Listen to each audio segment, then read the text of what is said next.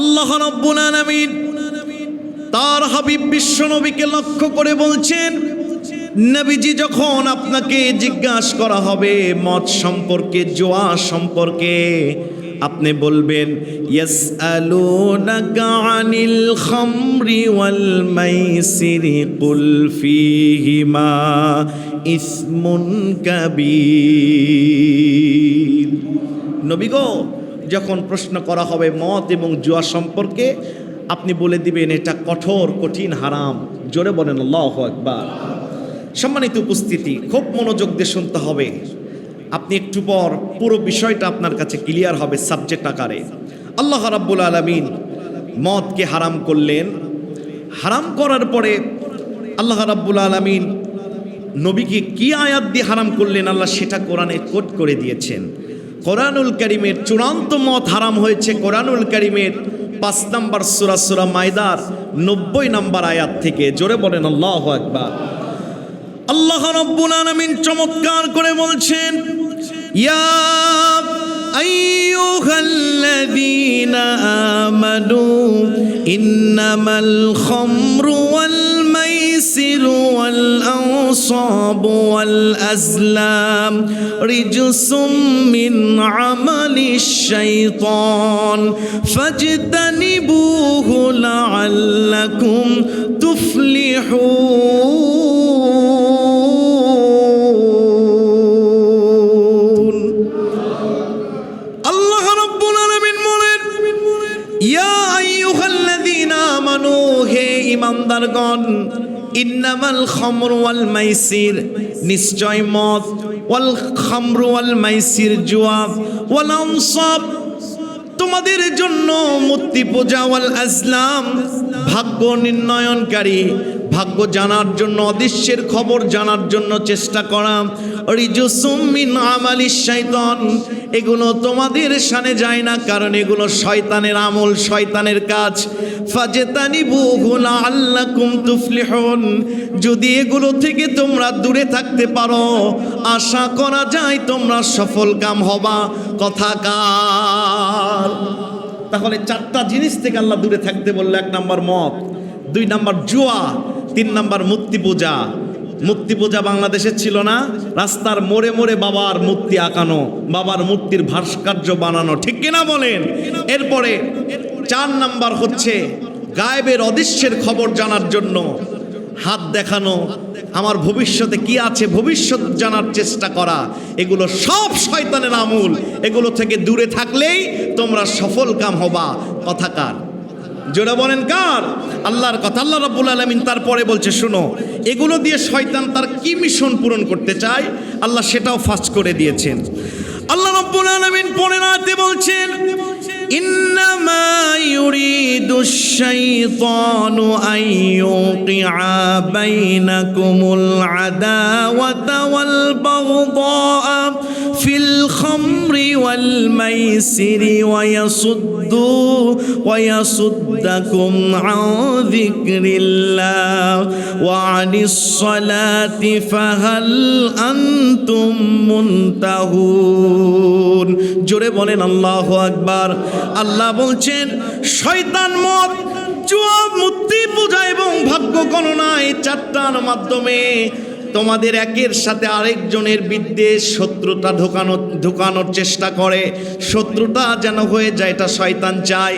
মদ খেয়ে এক ভাই আরেক ভাইকে চাকু মারবে, হত্যা করে দিবে, পুরো ফ্যামিলির ভিতরে শত্রুতা চলবে।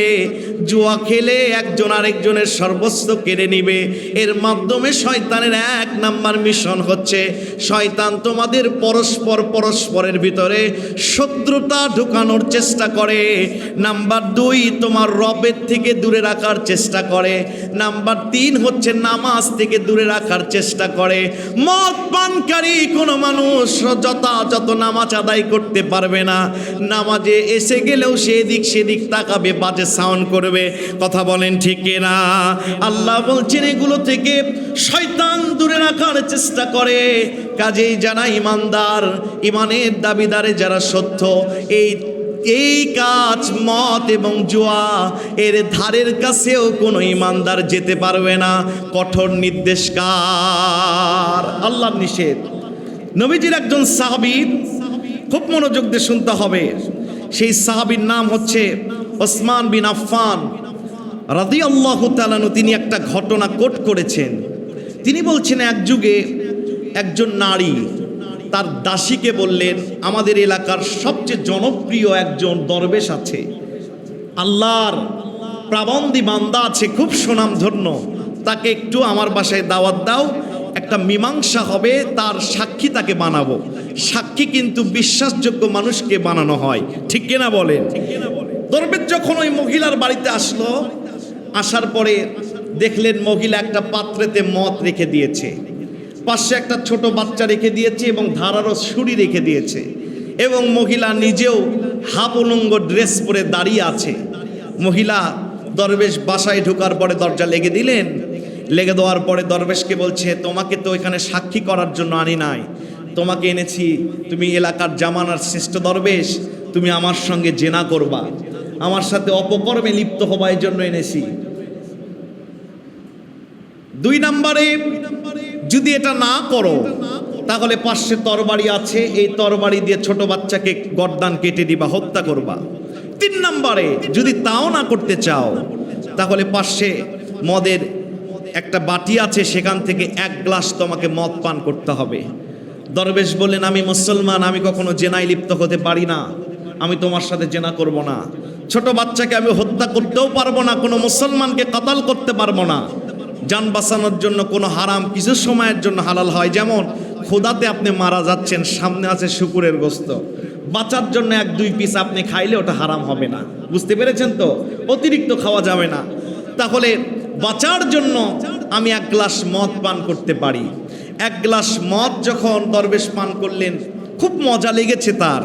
দরবেশ এবার বলছে, শোনো, তাহলে আমাকে আরেক গ্লাস মদ দাও। কথা বুঝছেন তো? আরেক গ্লাস যখন মদ দিলেন, দরবেশের আসক্তি হয়ে গেল, সে মাতাল হয়ে গেল। এক পর্যায়ে দরবেশ ওই মহিলার সাথে জেনাও করে ফেলল, তারপরে পাশে তরবারি নিয়ে ছোট বাচ্চাকে হত্যাও করে ফেলল। তাহলে মদ এমন একটি ঘাতক অস্ত্রের নাম, যেটা পান করলে মানুষ হাজারো পাপের জন্ম দিতে পারে। কথা বলেন ঠিক কিনা? এজন্য মদকে বলা হয় আল খামরু উম্মুল খাবাইস। প্রত্যেকটি অপকর্মের মা হচ্ছে মদ পান করা, মা হচ্ছে মদ। এজন্য এখান থেকে মুসলমানের দূরে থাকার দরকার আছে না নাই? জোরে বলেন, আছে না নাই? কিছু তথ্য দিব, খুব মনোযোগ দিয়ে শুনবেন। 250 শতাব্দীর আন্দোলনে আমেরিকার যখন শাসকরা ছিলেন, তারাও বুঝলেন যে আমেরিকাতে মানুষ মদ খুব পান করছে, এতে মানুষের মানবিকতা হেরে যাচ্ছে, পরিবারের শান্তি হেরে যাচ্ছে, রাষ্ট্রের ভারসাম্য নষ্ট হচ্ছে, সামাজিক অবক্ষয় ঘটছে। মদকে তারা নিষিদ্ধ ঘোষণা করলেন। নিষিদ্ধ ঘোষণা করার পরে মানুষগুলোকে নিষিদ্ধ ঘোষণা করার আগে সচেতন করার জন্য বার্তা দিলেন। এই সচেতন করার জন্য মাইকিং, পোস্টার আর যা বলেন, এই রাস্তায় তাদের খরচ হলো $60 মিলিয়ন। $60 মিলিয়ন দিয়ে মানুষগুলোকে সতর্ক করলেন। তারপরে চূড়ান্ত বিল পাস করলেন 1930 সালে, মানুষগুলোকে মদ নিষিদ্ধ করলেন আমেরিকাতে। মানুষগুলো দেখা গেল মদ আরো বেশি পান করে, মদ ছাড়া তারা থাকতে পারে না। 200 মানুষকে রাষ্ট্রীয়ভাবে হত্যা করা হলো, হাজারো মানুষগুলোকে জেলে ধরা হলো। এরপরে $2 মিলিয়ন জরিমানা ধরা হলো। একজন মদ খেলে $2 মিলিয়ন তাকে জরিমানা দিতে হবে। তারপরও মানুষ বেশি মদ খায়। লাস্টে আমেরিকা সহ্য না করতে পেয়ে তারা চালু করে দিল, যাও মদ খাও, তাও আমার দেশে মানুষ না মরুক। জোরে বলেন নাউজুবিল্লাহ।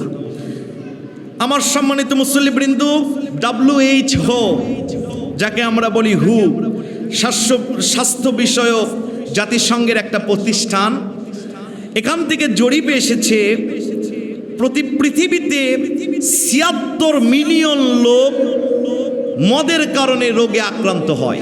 76 মিলিয়ন লোক মদের কারণে রোগে আক্রান্ত হয়। কিন্তু তারা জরিপে আনলেন শুধুমাত্র পার্সেন্টেজ মুসলমানদের কম, মাত্র 11 লক্ষ মানুষ মুসলমান, তারা মদের কারণে পৃথিবীতে তারা রোগাক্রান্ত হয়েছে। মুসলমান মদ কম খায়, কার ভয়ে? আল্লাহর ভয়ে। সম্মানিত উপস্থিতি, তারা এটা জরিপে এনেছে। এরপরে US এর জনসংখ্যা আমেরিকার জনসংখ্যার থেকে এসেছে 15% লোক সব সময় পৃথিবীতে মাতাল থাকে। পৃথিবীর যত জরিপ করে 100% লোক, তার ভিতরে 15% লোক সব সময় মাতাল থাকে। এরপরে জরিপে এসেছে ইউএসএর প্রতি বছর $185 বিলিয়ন শুধুমাত্র মাদক, যারা মদ খায়, মাদকাসক্ত ক্রয়ের ক্ষেত্রে তাদের $185 বিলিয়ন ব্যয় হয়। মানুষ এত সম্পদ নষ্ট করে দিচ্ছে শুধু মদের জন্য। রাসূল করিম সাল্লাল্লাহু আলাইহি ওয়াসাল্লাম আবু দাউদ শরীফ, খুব মনোযোগ দিবেন, 3674 নম্বর হাদিসে বলেছেন, লাআনাল্লাহুল খামরু ওয়া শারিবাহা ওয়া সাকিয়াহা ওয়া বাইআহা ওয়া মুবতাআহা ওয়া আসিরাহা ওয়া মু'তাসিরাহা ওয়া হামিলাহা ওয়াল মাহমুলাতা ইলাইহি ওয়া আকিলা সামানাহা। নবীজি বলেছেন, যে মদের সাথে সংস্পর্শ থাকে, মদ তৈরি করে, মদ বহন করে, মদ ক্রয় করে, মদ ঢেলে দেয়, মদ ক্রয় করে, মদ বিক্রি করে টাকা খায়, মদ বহন করে, সব মানুষের ওপর ডাইরেক্ট আল্লাহর অভিশাপ, আল্লাহর লানত। জোরে বলেন নাউজুবিল্লাহ। আজকে আমরা দিদার সেগুলো পান করছি, আমাদের কোনো ভ্রুক্ষেপই নাই এদিকে।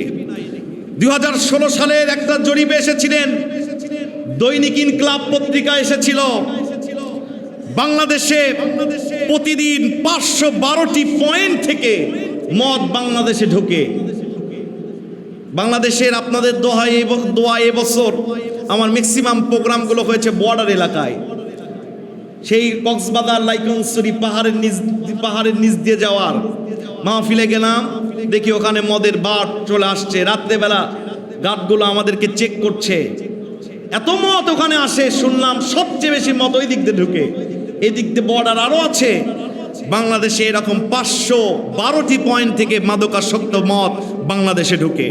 শুধু তাই নয়, মাদক দ্রব্য বিক্রি করা হয় ভারত থেকে। প্রতিদিন বাংলাদেশে 10 লাখ বোতল ফেন্সিডিল মাদক দ্রব্য বাংলাদেশে ঢুকে। 2016 সালের জরিপ, এখন আরও বেশি। কথা বলেন ঠিক কিনা? দেশে প্রায় 30 লক্ষ মানুষ নিয়মিত মাদক দ্রব্যে আক্রান্ত, মাদকাসক্তে আক্রান্ত, ইয়াবা খায়, এগুলোতে আক্রান্ত। মাদক দ্রব্য নিয়ন্ত্রণ অধিদপ্তর বাংলাদেশে আছে না নাই? আছে না নাই? কিন্তু নির্মূল অধিদপ্তর নাই। নিয়ন্ত্রণ অধিদপ্তরের পরিসংখ্যান অনুযায়ী দেশে মাদকদ্রব্য সেবিকদের সংখ্যা 1.5 কোটি। কত? 1.5 কোটি। তার 80 ভাগ হচ্ছে যুবকেরা। কয় ভাগ? 80 ভাগ যুবক। এই 80 ভাগ যুবকদের ভিতরে বেকার যুবকদের সংখ্যা হচ্ছে 50 ভাগ। এরপরে 43 ভাগ হচ্ছে বেকার এবং 50 ভাগ হচ্ছে ভয়ানক অপরাধের সাথে জড়িত এমন যুবকরা মদ পান করে। নাউজুবিল্লাহ বলবেন না? 1.5 কোটি মানুষ নিয়মিত বাংলাদেশে মদ পান করে, মানে মাসে 600 কোটি টাকা বাংলাদেশে মদের জন্য ব্যয় হয়। সম্মানিত উপস্থিতি, সারা দেশে প্রতিদিন 30 লাখ মানুষ মদে ব্যবসায়ী করে। 200 কোটি টাকার মাদক দ্রব্য বাংলাদেশে বিক্রি হয় প্রত্যেক দিন। 30 লাখ মানুষ ইয়াবা খায়। দুঃখের বিষয় হলো সত্য, তার ভিতরে ওই ইয়াবা কেনার পরেও 35% ইয়াবাই ভেজাল। ইয়াবাতেও কি? ইয়াবাতেও ভেজাল। ইয়াবা না তো ইয়াবা বলে খায়। কথা বলেন ঠিক কিনা? সম্মানিত উপস্থিতি, এই হচ্ছে মদের সাথে মানুষ জড়িত। এরপরে জুয়া। 2024 সালে আমাদের যে তত্ত্বাবধায়ক সরকার ছিল, তার তথ্য যোগাযোগ প্রতিমন্ত্রী তিনি জানাইছিলেন 50 লক্ষ মানুষ অনলাইন জুয়ার সাথে জড়িত বাংলাদেশে। WHO এর তথ্য অনুযায়ী, জাতিসংঘের এর তথ্য অনুযায়ী জুয়ার আসক্তি ব্যক্তিগত মানুষকে দেউলিয়া করে দেয়। পারিবারিক সংকট এবং মানসিক স্বাস্থ্য সমস্যা যুগে যুগে বাড়িয়ে চলছে। তাহলে আল্লাহ যেগুলো হারাম করেছে, এটা মানব জাতির জন্য কল্যাণ বয়ে আনে না অকল্যাণ বয়ে আনে? জোরে বলেন, কি বয়ে আনে? আল্লাহ রাব্বুল আলামিন তাই দুনিয়ার মানুষগুলোকে ডাক দিয়ে বলছে, শোনো, আজকে তো আমরা দেখছি নেতারা, বাংলাদেশে নেতা যারা কিছু নেতার কাছে গেলে মানুষ নামাজ শেখে, আবার কিছু নেতার পিছনে গেলে নেতা কর্মীকে রাখে তিনটা জিনিস দিয়ে। জোরে বলেন কয়টা? 1 নাম্বার মদ, 2 নাম্বার টাকা, 3 নাম্বার নারী। এই তিনটা জিনিস দিয়ে কর্মীদেরকে পিছনে ঘোরায়। এরা সবাই নেতার সাথে জাহান্নামে যাবে। কথা কার? জোরে বলেন কার? আল্লাহ রাব্বুল আলামিন বলছে, শোনো, যারা মদ পান করে, মাদকাসক্ত, জুয়ার সাথে জড়িত, তোমরা কি মনে করছো ওদের তো লাইফই হচ্ছে শুধু এনজয় করার, খাওয়া? এটা খ্রিস্টানদের জীবনের উদ্দেশ্য, মুসলমানের এটা উদ্দেশ্য না। আজকে অনেকের যুবকদের এটাই উদ্দেশ্য হয়েছে, এনজয় করব, চিল করব এবং মদ খাবো। কথা বলেন ঠিক কিনা? সম্মানিত উপস্থিতি, আল্লাহ রাব্বুল আলামিন যারা মদ খায় তাদেরকে আল্লাহ কি বলেছেন দেখেন। কোরআনুল কারীম 25 নম্বর সূরা, সূরা ফুরকান 44 নম্বর আয়াতে আল্লাহ বাতলিয়ে দিয়েছেন। জোরে বলেন সুবহানাল্লাহ। আল্লাহ রাব্বুল আলামিন বলেন, আম তাহসাবু আন্না আকসারাহুম ইয়াসমাউনা আও ইয়াকিলুনা ইনহুম ইল্লা কাল আনআমি বাল হুম আদাল্লু সাবিলা। জোরে বলেন আল্লাহু আকবার।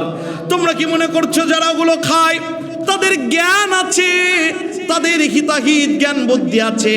না না, তাদের জ্ঞানও নাই, কিছু নাই।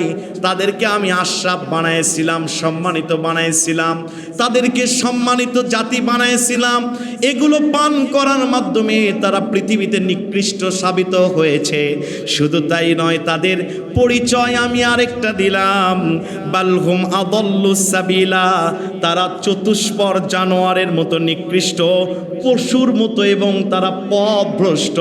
কথাকার? সম্মানিত উপস্থিতি, খুব মনোযোগ দিবেন।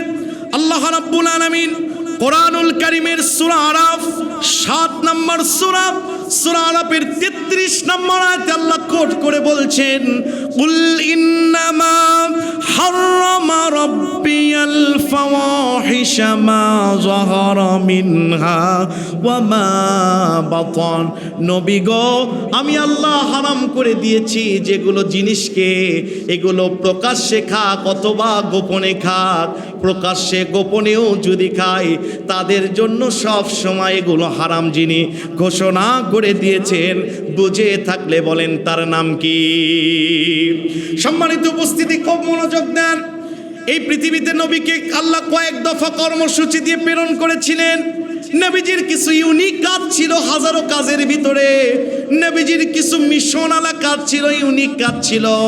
আল্লাহ রাব্বুল আলামিন সেটা বর্ণনা করতে গিয়া কোরআনুল কারীমের সূরা আরাফ 7 নম্বর সূরার 157 নম্বর আয়াতে নবীকে লক্ষ্য করে আমার আল্লাহ বলছেন, আল্লাযীনা ইয়াত্তাবিউনার রাসূলান নাবিয়াল উম্মিয়াল্লাযী ইয়াজিদুনাহু মাকতুবান ইনদাহুম ফিত তাওরাতি ওয়াল ইনজিল ইয়ামুরুহুম বিল মা'রুফি ওয়া ইয়ানহাহুম আনিল মুনকার ওয়া ইউহিল্লু লাহুমুত তাইয়্যিবাতি ওয়া ইউহাররিমু আলাইহিমুল খাবাইস। জোরে বলেন আল্লাহু আকবার। আল্লাহ বলছেন, তোমাদের জন্য অনুসরণীয় বিষয় বানিয়ে দিয়েছি উম্মি নবীকে, আমার নবীকে। নবীর কয়েকটা কাজ ছিল, তার ভিতরে একটা কাজ হচ্ছে সৎ কাজের আদেশ দেওয়া, অসৎ কাজ থেকে নিষেধ করা, এবং নবীজির আরেকটা কাজ হচ্ছে পৃথিবীতে যা কিছু হালাল, হালালগুলো স্পষ্টভাবে হালাল করে দেওয়া, হারামগুলোকে স্পষ্টভাবে হারাম হিসেবে ঘোষণা করে দেওয়া। তার মানে আয়াত প্রমাণ করে নবীজিকে আল্লাহ এক্সেপশনাল একটা পাওয়ার দিয়েছিলেন। নবীজিও কিছু কিছু জিনিসকে হারাম হালাল করতে পারতেন। কথা বলেন ঠিক কিনা? সেই নবীজি মদকে চূড়ান্ত হারাম করে দিয়েছেন। মদিনায় যখন মদের চূড়ান্ত বিল পাস হওয়ার আগে সাহাবীদের মাঝখানে যখন মদ পান করার প্রবণতা ছিলেন, এমন সময় কোরআনের আয়াত নাজিল হলো, ইন্নামাল খামরু ওয়াল মাইসির ওয়াল আনসাব রিজসুম মিন আমালিশ শাইতান। মদকে আল্লাহ চূড়ান্ত হারাম করে দিয়েছেন। একজন সাহাবীর মদের মজুদ ছিল অনেকটি। সাহাবীকে একজন তার দাস মদ গিলাসে ঢেলে দিয়েছে। এমন সময় চতুর্দিকে শহরত হয়েছে, আকাশে বাতাসে ধ্বনিত প্রতিধ্বনিত হয়েছে, আওয়াজ উঠে গিয়েছে, মদের চূড়ান্ত হারাম হওয়ার বিধান নাজিল হয়েছে। সাহাবী গ্লাস ভরা মদ ফেলে দিলেন। ফেলে দেওয়ার পরে সাহাবী বললেন, ও আমার দাস, আজকে যেহেতু মদকে আল্লাহ হারাম করে দিয়েছে, আমার যত মজুদ ছিল মদ সবগুলো ভেঙ্গে চুরে চুরমার করে দাও। মদিনার মাটি শেষবারের মতো মদ দিয়ে ভিজা যাক, আর মদিনায় কোনোদিন কেউ মদ পান করতে পারবে না প্রকাশ্যে। জোরে বলেন আল্লাহু আকবার। ইমানদার কখনো হারামে যেতে পারে? সম্মানিত উপস্থিতি, খুব মনোযোগ দিবেন।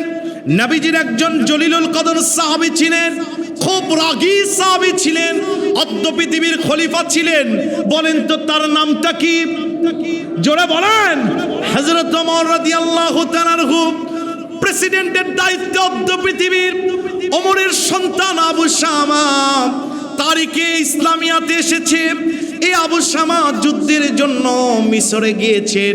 মিশরে যাওয়ার পরে ইসলামের পক্ষে তিনি যুদ্ধ করছেন। যুদ্ধ চলাকালে তার একটু তৃষ্ণা পেয়েছে, পিপাসাক্ত হয়েছে, তাঁবুর ভিতরে ঢুকে গিয়েছে। আধা পাকা খেজুর যদি পানিতে ভিজে রাখা হয়, এই আধা পাকা খেজুর 2 দিন 1 দিন যাওয়ার পরে এটা লাবিস হয়ে যায়, মিষ্টি হয়ে যায়। এটা হচ্ছে শরবত, ইসলামে জায়েজ আছে। কিন্তু যদি আপনি দীর্ঘ সময় ভিজিয়ে রাখেন, এই শরবতের ওপর যখন ফেনা ওঠা শুরু হয়ে যায়, এটা লাবিস থাকে না, এটা সকল মত হয়ে যায়। নবীজির সাহাবী হযরত ওমরের সন্তান আবু শামা যুদ্ধ চলাকালে তাঁবুর ভিতর ঢুকেছে পিপাসাক্ত হওয়ার পরে। এই আবু শামা লাবিস মনে করে খেজুর ভিজানো পানি যখন মত হয়ে গিয়েছে, খমর হয়ে গিয়েছে, আবু শামা মনের অজান্তেই পান করেছে। জিহাদের ময়দানে মাতলামি শুরু করে দিয়েছে। মুজাহিদ সাহাবীরা তিনারা বললেন, হায় আল্লাহ, এটা কি হয়ে গেল? অদ্য পৃথিবীর খলিফা হযরত ওমরের সন্তান আবু শামা জিহাদের ময়দানে প্রকাশ্যে মদ পান করেছে। আবু শামার তো তার ওপর 80 দররা 80টা ব্যাত তার ওপর অবধারিত হয়ে গিয়েছে। হযরত আবু শামা যখন তার নেশা কেটে গেলেন, মুজাহিদ সাহাবীরা বললেন, আপনি তো অধম পৃথিবীর খলিফার সন্তান আবু শামা, আপনি তো মদ পান করেছেন, আমরা প্রকাশ্যে আপনার মাতলামোটা দেখেছি। আপনি আপনার এই চেহারা নিয়া কেমনে আপনার বাবার সামনে হাজির হবেন? আবু শামা মনে মনে ভাবলেন, এই চেহারা নিয়ে আমার বাবার সামনে আমি যেতে পারবো না, তাহলে কি করতে হবে? আবু শামা দেরি করে নাই, সঙ্গে সঙ্গে ওই মিশরের যিনি বাদশা ছিলেন, যিনি প্রেসিডেন্ট ছিলেন, হযরত আমর ইবনুল আস রাদিয়াল্লাহু তাআলা নূর কাছে চলে গেলেন। যাওয়ার পরে বললেন, চাচা, আপনার ভাতিজা আবু শামা মদ পান করে ফেলেছে লাবিস মনে করে। ইসলামে তো যে মদ পান করবে তার উপর 80 দররা মারতেই হবে। চাচা, এই অপরাধের চেহারা নিয়ে আমি আমার বাবার সামনে যেতে চাই না, আমার উপর আপনি দররা মেরে দেন। আবু শামাকে নিয়া হযরত আমর ইবনুল আস রাদিয়াল্লাহু তাআলা পিঠে 80 দররা মারলেন। 80 দররা মারার পরে মদিনায় হযরত ওমরের কানে খবর চলে গেলেন, তার সন্তান মদ পান করেছে। হযরত ওমর তিনি ছিলেন ইসলামী আইনের পক্ষে খুব কঠোর ভূমিকা তার ছিলেন। আমার ভাইরা, হযরত ওমর রাদিয়াল্লাহু তাআলা আনহু তিনি রেগে গেলেন, তার সন্তান তার কাছে চলে গেলেন। আমর ইবনুল আস যখন চলে গিয়েছে, ওমর রাদিয়াল্লাহু তাআলা আনহু তিরস্কার করা শুরু করলেন। হযরত আবু শামা বলছেন, বাবা, পাপিষ্ঠর চেহারা নিয়ে আপনার কাছে আসি নাই। তা একটু উত্তোলন করে বাবাকে দেখায় দিয়ে বলছে, বাবা গো, দেখেন আমার পিঠ কালো হয়ে গিয়েছে, আমি 80 দররা নিজের পিঠে নিয়েছি। আপনার সন্তান আর পাপী নয়। হযরত ওমর বললেন, আমার জন্য এটা বড় সুখের সংবাদ। ও আমর ইবনে না, ও আমার সন্তান আবু শামা, তোমাকে যে চাবুক মারা হয়েছে, একজন সাক্ষী তুমি উপস্থাপন করো।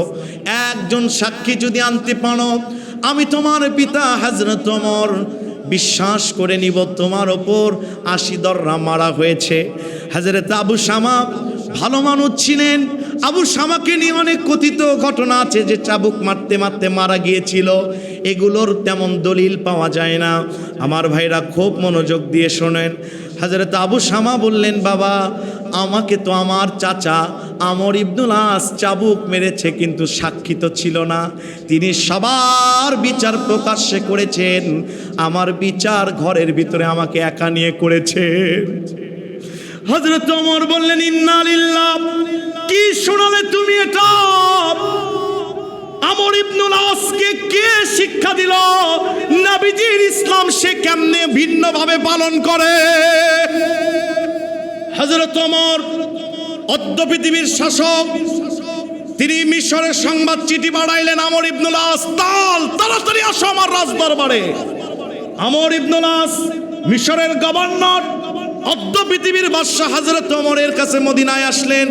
আসার পরে যখন সালাম জানাইলেন, হযরত ওমর সালামের উত্তর নিয়ে বলছেন, আমর ইবনুল আস, নবীজির ইসলাম ভিন্নভাবে পালন করার দায়িত্ব তোমাকে কে দিয়েছে? হযরত আমর ইবনুল আস তিনি বলছেন, খলিফাতুল মুসলিমিন, কোনদিন আমি ইসলাম এক চুল এদিক সেদিক করি নাই, সবার বিচার প্রকাশ্য করেছি। কিন্তু আপনার সন্তানের যখন বিচার করছিলাম, যখন চাবুকটা হাতে নিয়েছি, আমার মন বারবার বলেছে, অদ্য পৃথিবীর খলিফা হযরত ওমরের সন্তানকে কেমনে জনসমুদ্রে মানুষের সামনে মারতে পারি। আমার মন আপনার চেহারার দিকে বারবার টেনেছে, আপনার তো অপমান হয়ে যাবে। আমি এটা আশঙ্কা করে আপনার সন্তান ওই আবু শামাকে ঘরের ভিতরে বন্দি করে 80 দররা মেরে দিয়েছি। হযরত ওমর বলছেন, তোমার বিচার হয়নি, আবার তার উপর বিচার হবে। এক চুলে দিক সেদিক করা যাবে না। সন্তানকে আবার 80 দররা মারলেন, প্রকাশ্যে মারলেন হযরত ওমর। কিতাবে এসেছে তিনি 15 দিন পর মারা গিয়েছিলেন। আরেকটা বর্ণনায় এসেছে তিনি 60 দিন পর মারা গিয়েছিলেন অন্য রোগে আক্রান্ত হয়ে। আরেকটা বর্ণনায় এসেছে হযরত ওমর তাকে দেখতে গিয়েছে, তার সন্তান বিছানায় পড়ে গিয়েছে। ওমর বলছে, কাইফা হালিয়া বুড়াইয়া, হে আমার আদরের সন্তান, সন্তানের প্রতি বাবা মার মায়া দয়া আছে না নাই?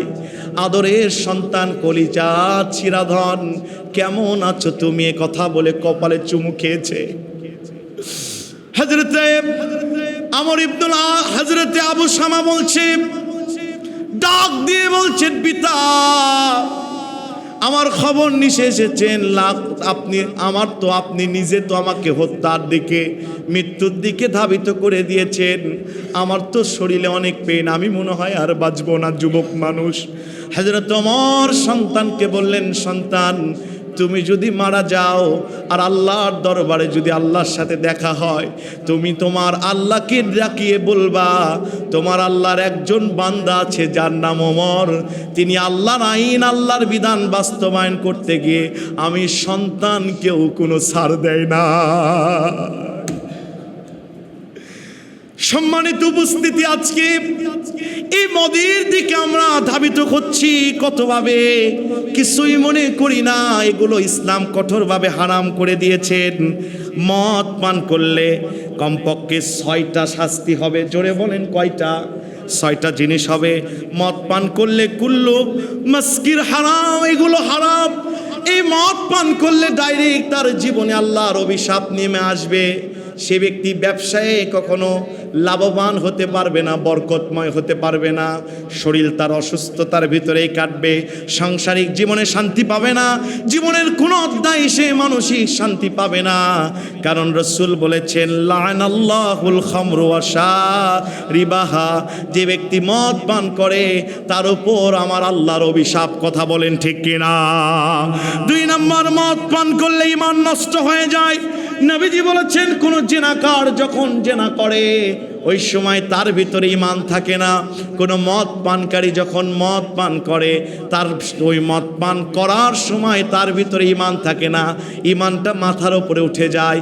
উঠতে উঠতে একদিন চিরকালের জন্য ঈমান গায়েব হয়ে যাবে, ঈমান হারা হয়ে মৃত্যুবরণ করতে হবে। কথা বলেন ঠিক কিনা? 3 নম্বরে, মদ পান করলে জান্নাত থেকে বঞ্চিত হয়ে যাবেন চিরকালের জন্য। নবীজি বলেছেন মুদমিনুল খামর, কয়েক শ্রেণীর মানুষ জান্নাত যাবে না। তার 1 নম্বরে নবীজি বলেছেন, পৃথিবীতে যারা মদ পান করবে আমার কাবার মালিক আল্লাহ তাকে জান্নাতে ঢুকাবেন না। যে ব্যক্তি আল্লাহর ভয়ে দুনিয়াতে মদ পান করবে না, জান্নাতে যাওয়ার পরে 4টা নহর আল্লাহ তার পায়ের নিচে বিছায়া দিবে। তার ভিতরে একটা হবে মদের নহর। জান্নাতের মদের নহর খাইলে কি হবে জানেন নাকি? সম্মানিত প্রিয় ভাইরা আমার, জান্নাতের মদ যখন আপনি খাবেন, প্রত্যেকটি ঢোকে আপনার বারবার নিত্য নতুন মজা পেয়ে যাবেন। আর জান্নাতের মদ খেলে জীবনেও কখনো নেশা হবে না। সুবহানাল্লাহ বলবেন না? কিন্তু দুনিয়াতে যারা মদ পান করবে এরা জান্নাতে মদ খাওয়ার সুযোগ পাবে না। আমার ভাইরা, 4 নম্বরে মদ পান করলে তিনাতুল খাবাল, নবীজি বলেছেন জাহান্নামে যাওয়ার পরে মদ পানকারীকে একটা খাবার খাওয়ানো হবে, যার নাম তিনাতুল খাবাল। যে খাবারটা হচ্ছে জাহান্নামীর মানুষগুলোর রক্ত থেকে তৈরি হবে, পুষ থেকে তৈরি হবে, বমি থেকে তৈরি হবে।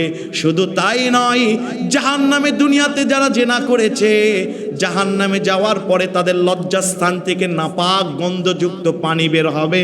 এই পানি দিয়ে ওই খাবার তৈরি হবে। এমন তিনাতুল খাবাল নামক খাবার মদ পানকারীকে আল্লাহ খাওয়াবে। জোরে বলেন নাউজুবিল্লাহ।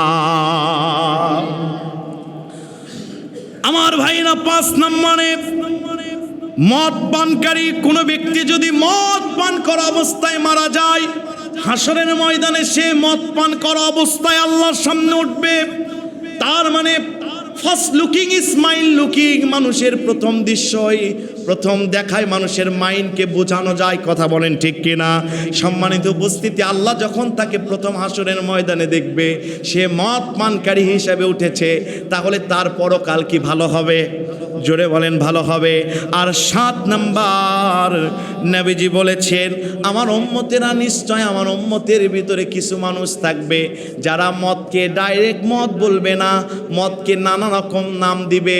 মদকে বলবে ড্রিঙ্কস, মদকে বলবে অনেক রকম নাম দিয়ে মদ খাবে। কথা বলেন ঠিক কিনা? অ্যালকোহল যুক্ত পানি খাবে। আমার নবীজি বলেছেন এই মানুষগুলো গান বাজনায় লিপ্ত হবে, নর্তকী নাচাবে, ডিস্কো করবে পৃথিবীতে, নাইট ক্লাবে এরা যাবে। এদের দ্বারা আল্লাহ পৃথিবীতে ধস নামিয়ে দিবে, পৃথিবীর মাটির নিচে এদেরকে চাপা মেরে দিবে। শুধু তাই নয়, এদের চেহারাও আল্লাহ বিকৃত করে দিবে। বলেছেন বিশ্ব নেতা মুহাম্মদুর রাসূলুল্লাহ সাল্লাল্লাহু আলাইহি ওয়াসাল্লাম, বাংলাদেশে মদ পান করার জন্য লাইসেন্স পাওয়া যায়। আপনি যদি লাইসেন্স নেন, রাস্তাতে আপনি মাতলামি করেছেন, যদি আইন শৃঙ্খলা বাহিনীও আপনার লাইসেন্স দেখে, আপনাকে আর জেলে ধরবে না, বাড়িতে পৌঁছায় দিবে। মদের লাইসেন্স পাওয়া যায়। টাকা থাকলে এই যে মোমিনেও যে মদ পান করতে পারবেন। কথা বলেন না কেন? মদের সুযোগ আছে, কিন্তু এখান থেকে দূরে থাকবে যারা ইমানের সিটা ফোটা আছে যাদের ভিতরে। কথা বলেন ঠিক কিনা? ফিফা বিশ্বকাপ আর মাত্র একদিন পরেই ফাইনাল ম্যাচ হবে। অনেকে জুয়া ধরেছে, হয় আর্জেন্টিনা না হয় স্পেন জিতবে, এরকম করে জুয়া ধরেছে, মদ কিনে রেখেছে ফাইনালের দিন। বন্ধু, মজা কিন্তু করতেই হবে। কথা বলেন না কেন? মজা কিন্তু করতেই হবে, নাচ গানে লিপ্ত হতে হবে। আমার ভাইরা, যুবকরা, সামান্য ফিফা ফিতনা থেকে, মদের ফিতনা থেকে দূরে থাকতে পারো না, দাজ্জালি ফিতনা থেকে কেমনে তোমরা দূরে থাকবা? কথা বলেন ঠিক কিনা? কাজেই এই ফিফা বিশ্বকাপকে লক্ষ্য করে কোনো মদের ধারেও আমরা যাব না ইনশাল্লাহ। আরো আসতে বলেন, কেউ শুনবে? জোরে বলেন ইনশাল্লাহ। আমার বাড়ির পাশে 2জন মহিলা ঝগড়া লাগলে একটু জোরে আওয়াজ হয়। জোরে বলেন ইনশাল্লাহ। এই মদের ধারের কাছেও যাব না। নিজের সন্তানকে সারা রাত খেলা দেখবেন তো নিষেধ করছি না, বাড়িতে ফ্যামিলির একসাথে ছেলেকে নিয়ে দেখেন, বলবেন হুজুর আপনি খেলা দেখতে বললেন না, নিষেধ করে তো লাভ নাই, কথা বলেন না কেন? সম্মানিত উপস্থিতি, একেবারে হারামে যাওয়ার চাইতে এটা ভালো না? সম্মানিত উপস্থিতি, মদের ধারেও যেন ছেলে পেলে না যেতে পারে, জুয়া লটারি যেন কেউ না ধরে, এখান থেকে আমাদেরকে দূরে থাকতে হবে। আল্লাহ বলেছেন এগুলো রিজসুম মিন আমালিশ শয়তান, সব কাজ এগুলো শয়তানের কাজ, যারা এগুলো করবে তারা মানুষরূপী শয়তান, কথা বলেন ঠিক কিনা? আল্লাহ যেন এখান থেকে ফিরে আসার তৌফিক দান করেন, বলি আমিন। আরো জোরে বলি আমিন। হাদা ইলমু ওয়াল ইলমু ইনদাল্লাহ।